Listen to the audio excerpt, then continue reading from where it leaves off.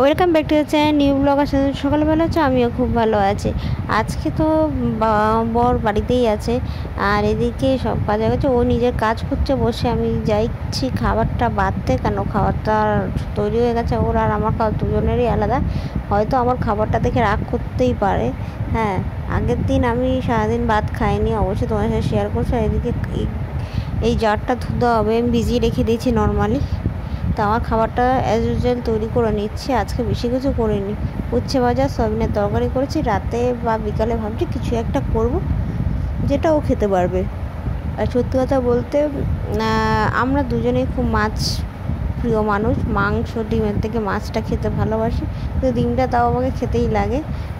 আর এখন রাত্রিবেলা, রাতে বললাম না করতে হবে, ও তো আমার উপর রেগেই আছে, আমি কিন্তু ভাত খাচ্ছি না।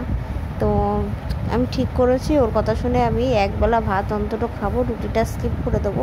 তারপর ওটস, ডালিয়া, সুজি এইসব কিছু একটা খেয়ে নেবো, ভাত পোহা পোহা বানিয়ে খেয়ে নেবো।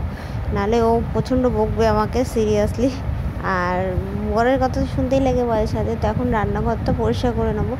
দুপুরে একটু শুয়েছিলাম, আর এদিকে খাবার দাবার তো রয়েছে। আর স্পেশাল একটা ডিশ অবশ্যই আমি বিকালে তৈরি করি, তোমাদের সাথে আমি সেটা পরে শেয়ার করবো। এখন পরোটাগুলো হয়ে গেছে, ওর খাবারটা আমি রেডি করে সার্ভ করি।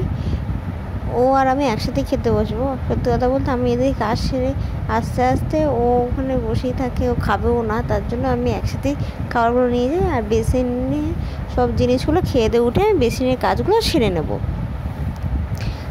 সময় দিন সব কিছুই যাচ্ছে মোটামুটি, বেশি কিছু হচ্ছে না আপাতত। দেখি সব কিছু কবে আবার ঠিকঠাক হয়। কিছুই ঠিকঠাক হয়েছে, বাকিটাও তো ঠিকঠাক হতে লাগবে না। তো এত চাপ চিন্তা দুজনেরই মাথায়, সব কিছু সাকসেসফুলি হ্যান্ডেল করতেই হবে। তো চলো, tata, bye bye, next blog.